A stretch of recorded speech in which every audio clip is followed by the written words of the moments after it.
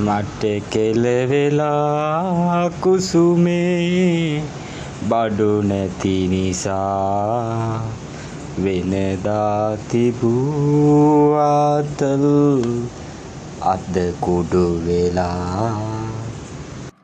යසයි තමුසේ හැමදාම වීගෙන බේබද්ද වගේ එනකොට මෙතන ඇවිදන් ගියා හවසක් හොර පොත් සොයා ගුණයක් හිරේ දාලා ගේ වටලලා. තමුසේ තමයි යනම කෝවට අන්තිමේ ශ්‍රීලංගුවේ වැටුණු මායි දරුවෝ නේද දුක් විඳින්නේ ඕවට.